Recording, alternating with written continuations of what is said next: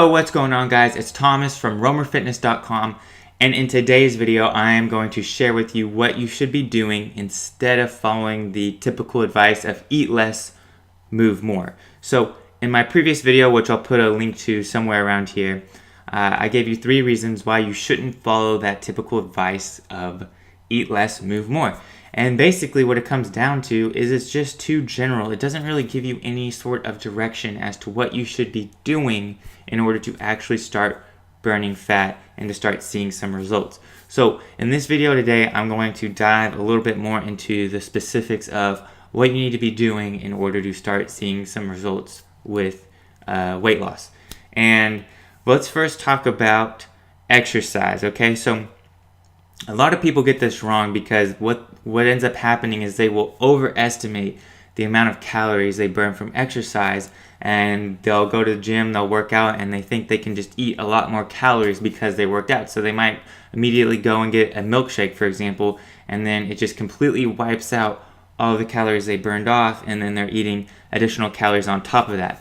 So what you first need to understand is kind of the mindset of exercise, and you should really view it more as a tool, sort of like a bonus that's going to help you get in shape that much faster or give you a little bit of leeway in your diet just in case. Think of it more as like an insurance plan more so than I just did this killer workout, I burned 1,000 calories, now I can go all out and eat that burger and fries. And it's really not like that at all because most workouts will not even burn close to 1,000 calories. So really and truly, don't even worry about factoring in the calories you burn off from exercise into the overall equation here. And what you should be doing with exercise is you should definitely incorporate weightlifting as part of your exercise routine. The main reason for this is it's going to help you add muscle and build a nice lean definition to your physique.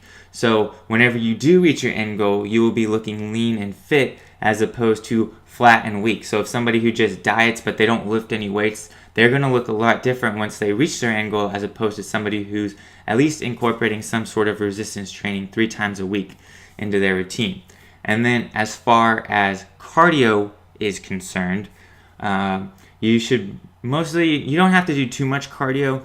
2 to 3 times a week is going to suffice. You could either go on a walk for 20 to 30 minutes, or you could do something called high intensity interval training, where you simply alternate between a high intensity and a low intensity. So on a treadmill, for example, you would be running for 8 miles an hour for a minute, and then you would alternate to 3.5 miles for a walk for a minute, and then you would alternate between those 2 speeds for about 15 minutes.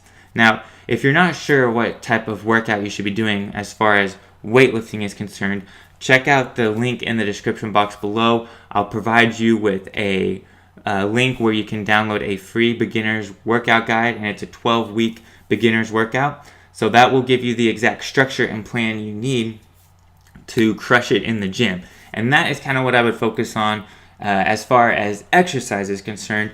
Now, what about diet? How should you go about your diet and nutrition plan? And a lot of people, what they will do is they will incorporate some sort of diet strategy that is just not sustainable for the long haul. And that is the main issue with a lot of these mainstream diets that you see today. People going on things like a low-carb diet or a liquid diet, all of these crazy things, they will simply just not last for very long. You'll basically put yourself through a lot of misery for as long as you can handle, and then you'll quit the diet, go back to the way you normally eat, and you'll gain all the weight back. So clearly, you have to do something you can do for the rest of your life, so that way you can lose the weight and then keep it off for good. And the best way I've found to do this is simply through intermittent fasting. And I have a whole playlist on fasting, so just go to my channel and check that out. And I'm also going to be linking down to another page where you can download a free ebook on everything about fasting. So that's going to tell you how to lose weight with fasting, how to incorporate it into your lifestyle, all that good stuff. And this is really going to be the main tool you're going to use to create a caloric deficit through intermittent fasting.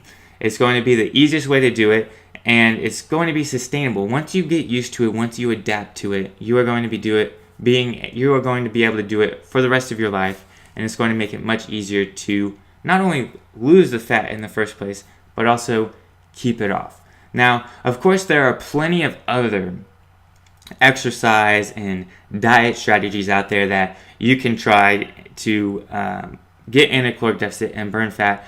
But really, at the end of the day, you do just need to keep it simple. Yes, you do need to have a plan. You need to have a direction, but just pick something and stick to it. So try this advice out, stick to it for at least 12 weeks, see what kind of results you get, and then go on from there if it didn't turn out the way you like. But that is probably the simplest and easiest way to start burning fat without having to follow this typical advice of eat less, move more, and you don't really know how to get started in the first place. So that is going to be it for today's video. If you liked it, be sure to give it a thumbs up. And also, while you're at it, go ahead and hit that subscribe button so that way you can stay up to date with my latest tips and videos. And other than that, I'll be talking to you next time. Peace.